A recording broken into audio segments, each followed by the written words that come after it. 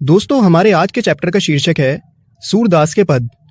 दोस्तों, सूरदास जी का जन्म 1478 में एक मान्यता के अनुसार मथुरा के निकट रुनकता या रेणुका क्षेत्र में माना जाता है, जबकि दूसरी मान्यता के अनुसार उनका जन्म स्थान दिल्ली के पास सिही में माना जाता है।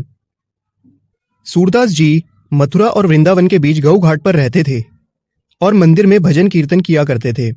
उनके 3 ग्रंथों सुरसागर, साहित्य लहरी और सुर सरावली में सुरसागर ही सर्वाधिक लोकप्रिय हुआ, जिसका कुछ अंश यहाँ पे दिया गया है। आइए दोस्तों, शुरू करते हैं। यहाँ सुरसागर के भ्रमर गीत से 4 पद लिए गए हैं। कृष्ण ने मथुरा जाने के बाद सवै न लौटकर उद्धव के जरिए गोपियों के पास संदेश भेजा था। उद्धव जी ज्ञान मार्ग के जरिए गोपियों की विरह वेदना को शांत करना चाहते थे, लेकिन गोपियों को ज्ञान मार्ग की बजाय प्रेम मार्ग पसंद था। इस कारण उन्हें उद्धव का संदेश पसंद नहीं आया। आइए दोस्तों, अब हम अपने पहले पद की ओर बढ़ते हैं, जिसका भावार्थ यह है। इन छंदों में गोपियां उद्धव से अपनी व्यथा कह रही हैं। वे उद्धव पर कटाक्ष कर रही हैं क्योंकि उन्हें लगता है कि उद्धव तो कृष्ण के निकट रहते हुए भी उनके प्रेम में नहीं बंधे हैं। गोपियां कहती हैं कि उद्धव तो बड़े ही भाग्यशाली हैं क्योंकि उन्हें कृष्ण से जरा भी मोह नहीं है। उद्धव के मन में किसी प्रकार का बंधन या अनुराग नहीं है, बल्कि वह तो कृष्ण के प्रेम रस से जैसे अछूते हैं। वह उस कमल के पत्ते की तरह हैं जो जल के भीतर रहकर भी गीला नहीं होता।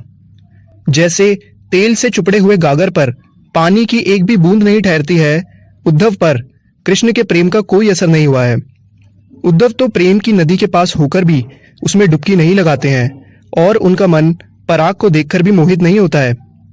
आगे गोपियां कहती हैं, तुम बहुत विद्वान हो, इसलिए कृष्ण के प्रेम में नहीं रंगे, परंतु हम भोली भाली गोपिकाएं हैं, इसीलिए हम उनके प्रति ठीक उस तरह से आकर्षित हैं जैसे चींटियां गुड़ के प्रति आकर्षित होती हैं। वह उससे जैसे लिपट जाती हैं, हम भी कृष्ण प्रेम में लीन हैं। आइए दोस्तों, अब हम अपने सेकंड पद की ओर बढ़ते हैं, जिसका भावार्थ यह है। इन पंक्तियों में गोपियां उद्धव से कहती हैं कि उनकी मन की बात तो मन में ही रह गई। वह कृष्ण से बहुत कुछ कहना चाहती थी, परंतु अब वह नहीं कह पाएंगी। वह उद्धव को अपने संदेश देने का उचित पात्र नहीं समझती हैं और कहती हैं कि उन्हें बात सिर्फ कृष्ण से कहनी है, किसी और को कहकर संदेश नहीं भेजना चाहती।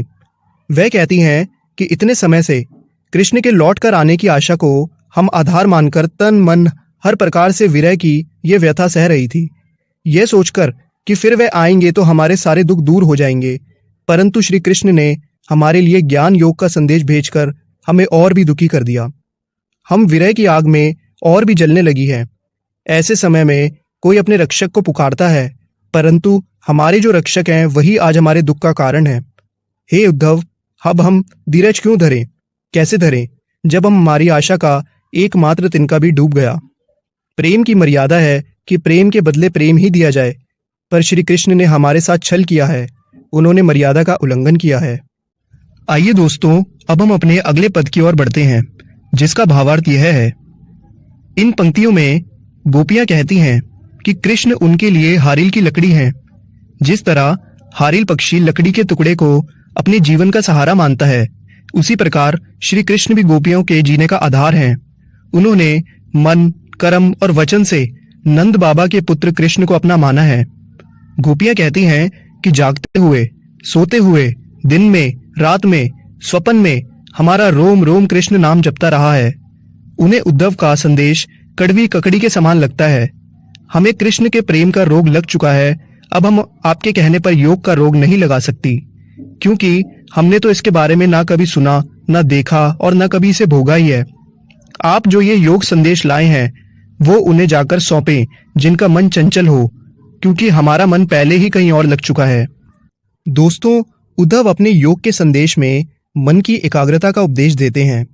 गोपियों के अनुसार योग की शिक्षा उन्हीं लोगों को देनी चाहिए जिनकी इंद्रियां व मन उनके बस में नहीं होते, जिनका मन चंचल है और इधर उधर भटकता है।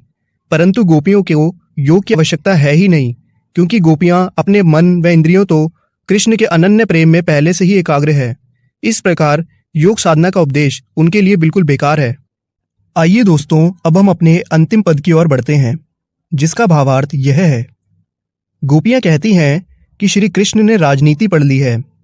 वह व्यंग्य पूर्वक कहती हैं कि पहले से ही वे बहुत चालाक थे, पर अब उन्होंने बड़े बड़े ग्रंथ पढ़ लिए हैं, जिससे उनकी बुद्धि बढ़ गई है। तभी तो हमारे बारे में सब कुछ जानते हुए भी उन्होंने हमारे पास उद्धव से योग का संदेश भेजा है। उद्धव जी का इसमें कोई दोष नहीं है। ये भले लोग हैं जो दूसरों के कल्याण करने में आनंद का अनुभव करते हैं। गोपियां उद्धव से कहती हैं कि आप जाकर कहिएगा कि यहाँ से मथुरा जाते वक्त श्री कृष्ण हमारा मन भी अपने साथ ले गए थे, उसे वह वापस कर दें। वे अत्याचारियों को दंड देने का काम करने मथुरा गए हैं, परंतु वे स्वयं अत्याचार करते हैं। आप उनसे कहिएगा कि एक राजा को हमेशा चाहिए कि वो प्रजा के हित का ख्याल रखे, उन्हें किसी प्रकार का कष्ट नहीं पहुंचने दे। यही राजधर्म है। दोस्तों, गोपियां कहती हैं कि कृष्ण तो किसी राजनीतिज्ञ की तरह हो गए हैं, स्वयं न आकर उद्धव को भेज दिया है ताकि वहां बैठे बैठे ही गोपियों का सारा हाल जान जाएं। एक तो वो पहले से ही चतुर थे और अब तो लगता है कि गुरु ग्रंथ पढ़ लिया है। कृष्ण ने बहुत अधिक बुद्धि लगाकर गोपियों के लिए प्रेम का संदेश भेजा है। इससे गोपियों का मन और भी फिर गया है, वह और डोलने लगा है। गोपियों को लगता है कि अब उन्हें कृष्ण से अपना मन फेर लेना चाहिए, क्योंकि कृष्ण अब उनसे मिलना ही नहीं चाहते हैं। गोपियां कहती हैं कि कृष्ण उन पर अन्याय कर रहे हैं, जबकि कृष्ण को तो राजधर्म पता होना चाहिए, जो ये कहता है कि प्रजा को कभी भी सताना नहीं चाहिए। तो उम्मीद है दोस्तों, आपको ये एक्सप्लेनेशन समझ में आ गया होगा। आपसे मिलेंगे अगली वीडियो में, तब तक के लिए देखते रहिए खेल खेल में ज्ञान। Okay, thank you.